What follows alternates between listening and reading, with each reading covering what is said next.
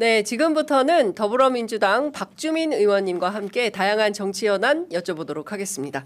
어서 오십시오, 의원님.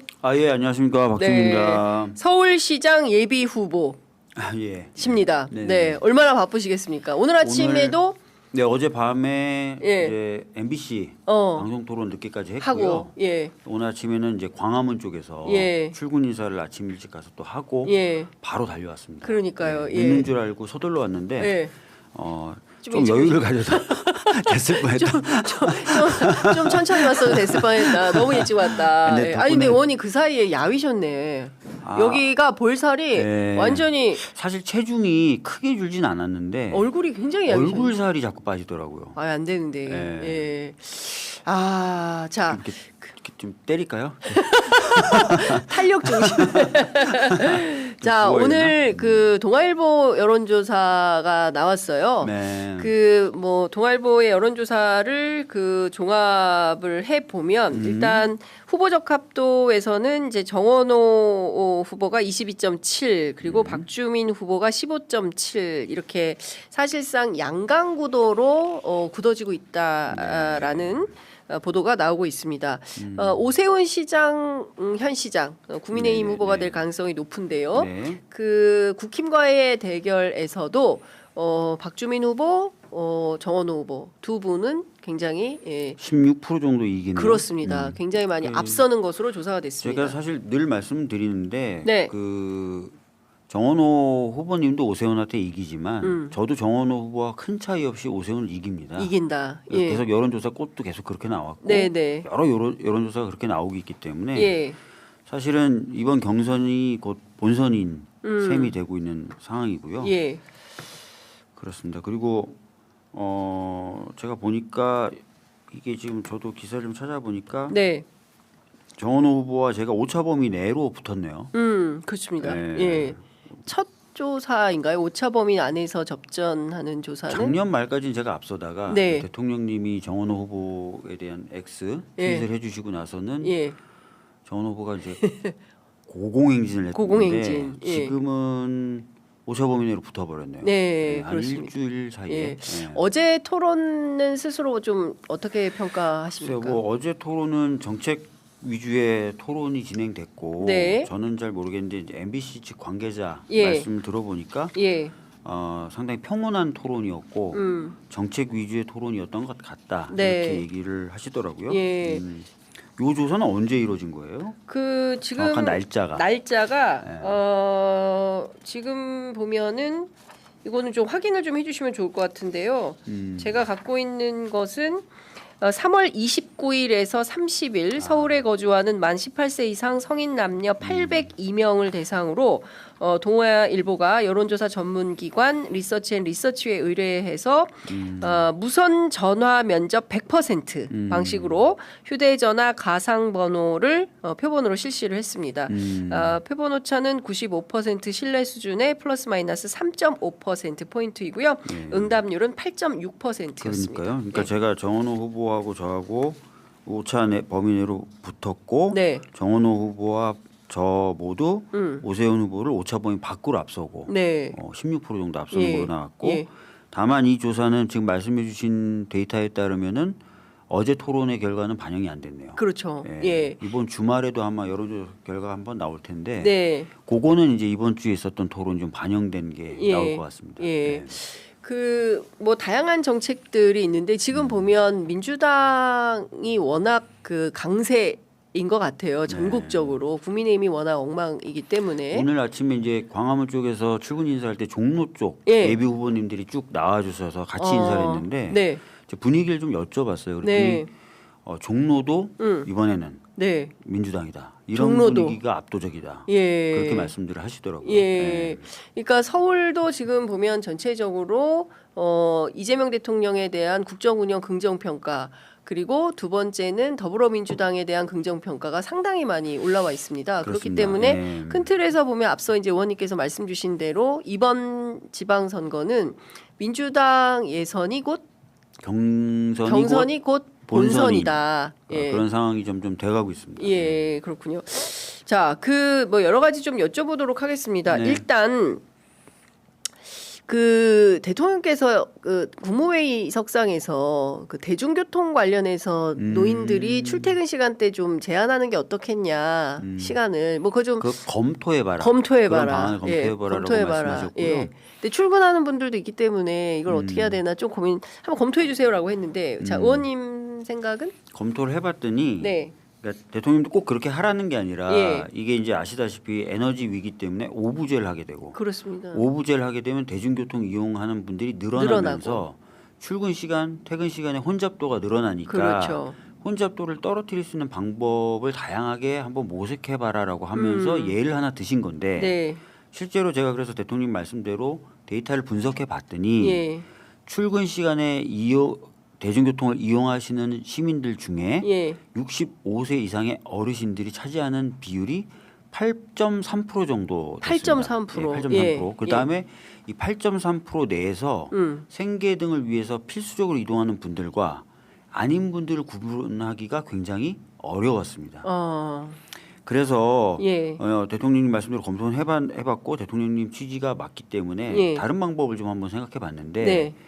기억하실지 모르겠지만 우크라이나 전쟁 터졌을 때 유럽은 에너지 위기를 극복하기 위해서 대중교통을 더 활성화시켰죠. 그렇습니다. 그러면서 9유로 티켓이라는 거를 예. 발매한 적이 있어요. 예.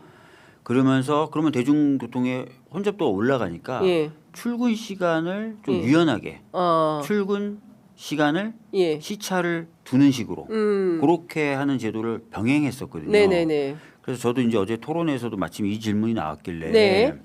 우리가 어쩔 수 없이 에너지 위기 때문에 대중교통을 더 이용하게 만들 수밖에 없다. 그리고 어르신의 경우는 아까 말씀드렸던 대로 그 비율이 그렇게 크지가 않고 네. 사실은 그중에 또 생계를 위해서 필수적으로 이동해야 되시는 분들도 있기 때문에 예. 대중교통은 우리도 9유로 티켓처럼 좀 더 비용을 좀 완화한다든지 하는 네네. 식으로 늘리고 예. 대신에 출근 시간을 예. 기업들과의 협조, 특히 이제 공공기관은 또 그런 네, 게 가능하지 그렇죠. 않습니까? 그래서 약간 시차를 두어서 예. 출근 시간대 혼잡도를 좀 떨어뜨리는 방법을 제가 어제 토론회에서는 제안을 드린 바가 있습니다. 예. 그러니까 실제로 우리가 코로나 때도 맞아요. 굳이 이제 이미 다 모든 게 디지털 시대가 돼버렸기 때문에 꼭 9시까지 출근해가지고 출근 도장 찍고 6시 퇴근할 때까지 일하는 방식, 그러니까 업무 중심적 사고를 하면 굳이 출근 뭐 이런 거를 할 필요가 있겠냐, 뭐 이제 이런 그 생각들도 하고 있고 또 에너지 위기를 극복하는 돌파하는 또 다른 하나의 대안으로 가능하지 않겠냐. 그 정원호 후보 같은 경우에는 뭐 출근 시간을 30분 안으로 줄인다면서 공유 오피스를 동네마다 늘리겠다 이런 주장을 하기도 했는데요. 사실 이제 그런 방안은 공유 어떻게? 오피스라는 방법도 많이 이제 검토하고 이야기가 나오는 예. 수단이긴 한데요. 솔직히 말씀드리면 이제 이 공유 오피스라는 것이 네. 그러니까 좋은 아이디어긴 한데 과연 현실적인가 그다음에 실효성은 얼마나 있는가가 좀 검토는 돼봐야 돼요. 네. 제가 이제 이 말씀을 조심스럽게 드리는 이유가 뭐냐면 예를 들어서 서울 지역에 출퇴근하는 사람들이 경기도에서 유입되는 분들 빼고 대략 300만 명이 출근 시간에 이동을 하십니다. 네. 자 그러면 혼잡도를 얼마를 떨어뜨릴 것이냐를 말씀을 하셔야 되는데 네. 가령 20%를 떨어뜨리겠다. 300만 명의 20%면 60만. 네. 그럼 60만을 공유 오피스를 담을 수 있느냐? 가능한가요? 그 면적으로 치면 아마 여의도의 한 5, 6배? 심하면 한 7배 정도 필요할 겁니다. 여의도의 7배의 공간이 필요하다. 그리고 말씀하시는 그런 부지가 예. 뭐 도심에는 뭐 강남이나 이런 쪽에 있는 지하상가들의 뭐 빈 곳이라든지 또는 교량의 하부 공간이라든지 이런 것들을 얘기하시기도 하고 네. 주변부에서는 뭐 구청이나 이런 데의 빈 공간들을 말씀하신 것으로 제가 기억을 하는데 예. 저희 은평구만 해도 공간이 부족해서 별관을 씁니다. 그렇죠. 그다음에 교량 하부 구간까지는 또 차량으로 접근해서 거기서 공유 오피스를 쓰라고 발표하셨던데 네. 그러면 결국 차를 타고 가야 되잖아요 거기까지. 그러네. 예. 그래서 과연 이게 예. 뭐 나쁜 아이디어라고 말씀드리긴 어려운데 예. 할 수는 있는데 실현 가능성이 얼마나 되느냐, 그다음에 이게 효율적일 거냐 이런 부분에 대해서 어제도 잠깐 토론에서 문제 제기가 나왔어요. 근데 이렇게 제가 말씀드린 것처럼 구체적으로 문제 제기는 안 했고 전현 의원님이 예. 이제 비판을 하시면서 이게 예. 실효성이 없다 아하. 이렇게 이제 하시면서 몇 가지 얘기를 하셨죠. 그랬군요. 예. 그러니까 그러면 의원님께서 생각하시는 이 대중교통과 뭐 이런 대안은 어떤 겁니까? 그러니까 저는 사실은 우리나라 특히 서울은 대중교통 분담률이 60% 정도 돼요. 네. 그러니까 상당히 높은 수준입니다. 네. 그럼에도 불구하고 여전히 이 교통 혼잡으로 인한 사회적 비용을 예. 대략 1년에 14조 정도를 지출한다는 통계가 있어요. 와. 그래서 통근길에 따라서 좀 다르지만 서울 외곽에 네. 거주하시는 분들은 월 200만 원 정도를 땅에 버린다. 그러니까 그 교통비로. 예, 예. 혼잡 비용, 혼잡 시간 쓰고 막 하는 걸로 그렇죠. 예. 막히고 예, 막 그걸 돈으로 가치로 예, 환산하면 예. 월 200 정도를 길바닥에 버리는 셈이다라는 연구 결과가 있어요. 너무 아깝습니다. 그렇습니다. 예. 그래서 사실은 어찌 됐든 지금 높은 대중교통의 교통 분담률을 자랑하긴 하지만 네. 좀 더 높여 나가는 어려운 과정을 거쳐야 됩니다. 그래서 제가 이제 사실 대중교통 비용 자체도 부담이 되시겠지만 네. 그래서 그 부담도 덜어드릴 겸 아까 말씀드렸던 대로 대중교통의 교통 분담률이 굉장히 높지만 더 높일 필요도 있고 네. 해서 제가 이제 10년 정도의 로드맵으로 무상교통화를 추진하겠다라고 말씀을 드린 무상교통화. 거고 예. 단순히 제가 이제 무상교통만 주장하는 게 아니라 예. 어제 이제 정원호 후보도 교통 소외 지역이나 이런 데 자기는 먼저 하시겠다 했는데 제 공약에도 다 담겨 있거든요. 서울을 면적으로 네. 봤을 때 예. 서울 면적 기준으로 대략 한 20%가 대중교통 수단이 부족한 소외 지역이에요. 교통 소외 지역입니다. 강남 쪽에도 강남구 쪽에도 그런 데가 있어요. 대중교통 소외 지역이 네, 대중교통 수단이 충분하지 않아서 대중교통 소외 지역으로 분류되는 지역이 면적 기준으로 보면 20%에 가까워요. 예. 그래서 그런 부분을 어떻게 어떻게 커버할 할 거냐. 것이냐 이런 것들을 제가 이미 공약으로 다 발표했는데 말씀할 기회를 안 주시더라고요. 여기서 말씀하십시오. 네. 여기서 예. DRT라는 개념이 있어요. DRT 이게 뭐냐면 뭔가요? 수요 응답형 교통수단입니다. 수요 응답형 예, 교통 노선이 딱 정해져 있는 게 아니라 예. 나 지금 어디로 이동해야 돼라고 예. 하면은 예. 앱 같은 걸 활용해서 막 그런 걸 요청을 하면은 예. 그런 여러 요청 들어온 걸 종합해 가지고 순식간에 노선을 만들어요. 오. 그래서 AI가 버스나 앱에서 그래서 버스나 물론 AI 기반으로 더 하겠죠. 고도화시킬 수 있죠. 예. 그래서 버스가 그쪽을 다니면서 태우고 가는 겁니다. 그걸 DRT라고 부르는데 마치 버스가 택시처럼? 예, 지방에서는 이미 그런 걸 하고 있어요. 있고. 왜냐하면 그런 지역의 교통 소외 지역의 교통을 해결하기 위해서 새로 예. 버스 노선을 만든다든지 지하철을 새로 놓는다든지 하면 예. 비용도 너무 많이 많이 들고 시간도 들잖아요. 많이 걸리니까 그렇습니다. DRT 서비스로 많이 해요. 그래서 제 공약에 이거 어느 나라에서 하고 있어요? 우리나라도 많이 하고 있어요. 지방 지방에서, 도시들은. 예. 제가 그래서 ART라고 저는 바꿔서 부르는. ART. 이게 뭐냐면 AI와 DRT를 결합시켜서 ART를 하겠다라고 말씀드렸고 예. 초기 비용은 한 200억 정도 저희들은 전문가들이 산출해 주더라고요. 생각보다 그렇게 많이 드는 80대 정도를 운영을 해야 돼요. 80대 정도 예. 운영을 해야 되는데 예. 처음에는 차량 구입비도 들고 네. 하니까 이제 200억이 드는데 예. 이제 갈수록 비용은 떨어지겠죠. 특히 AI가 도입되면은 네. 운영 효율화가 되고 심지어는 완전 자율 주행이 된다면 네네. 운전하시는 분이 없이도 이게 애가 다닐 수 있거든요. 네네네. 그래서 추후에는 한 매년 한 60억 안팎의 예산이면 예. 교통 소외 지역을 제로로 만들 수 있겠다. 어. 그런 공약을 제가 이미 발표를 했어요. 네. 정원 후보님, 제가 더 먼저 발표했어요. 선정. 네. 그러니까 이제 그거는 이제 참고해 주시면 되고. 이거는 좋은 아이디어인 네, 것 그렇습니다. 같습니다. 그래서 저는 이제 이런 거 도입해서 빨리 대중교통 소외 지역은 없애고 대중교통 체제는 전면적으로 개편해서 네. 철도와 버스 중심으로 노선도 조정하고 이래가지고 다 짜고 예. 그럼에도 불구하고 예. 대중교통 수단이 부족한 지역은 방금 말씀드렸던 대로 ART로 깔고 요거는 그러면 바로 할 수 있는 겁니까? ART는 바로 할 수 있어요. 아까도 말씀드렸지만 이를테면 다음 달?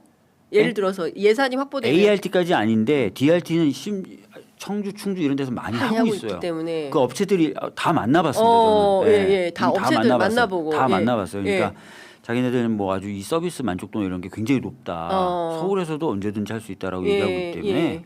금방 합니다. 그러니까 이런 게 만약에 그 도입이 된다면 굳이 막 그 차로 없어. 뭐 우리 동네에 버스도 없고 지하철도 없기 때문에 걸어가기엔 또 너무 멀어 전철역까지. 그 라스트 마일이라고 하는데 네. 그런 부분까지 다 해결해 드릴 수 있는 것을 목표로 삼아야죠. 그래서 아까 말씀드렸던 대로 지하철 중심으로 하고 버스 노선을 조정하고 네. 거기에 마을 버스 노선을 조정해서 붙이고 그래도 빈대가 있네? 네. 그러면 ART 로. ART로 예. 이렇게 전방위적으로 사각지대 없이 예. 교통 소외 지역 0% 만들고 그다음에 그 체계를 효율화시키고 네. 또 여러 가지 어떤 기술 혁신으로 비용을 줄이고 네. 반면에 우리가 얘기하는 역세권 개발이라든지 차량 기지 개발 등으로 수익을 거두고 네. 그다음에 교통 유발 부담금 현실화시키고 해서 그 재원으로 10년에 걸쳐서 무상화까지 가겠다. 이게 네. 제 공약입니다. 그렇군요. 예.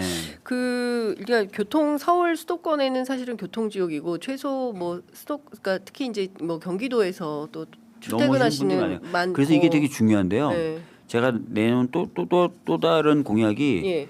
경기, 예. 서울, 예. 인천 중앙정부의 이 사자 테이블을 만들겠다. 아, 교통 관련 테이블. 교통뿐만 아닙니다. 인프라의 문제도 있고요. 인프라, 솔직히 말씀드리면 쓰레기 문제도 쓰레기 심각해요. 이 예. 쓰레기 문제도 예. 사실은 협의와 논의를 할 수 있는 테이블이 있어야 됩니다.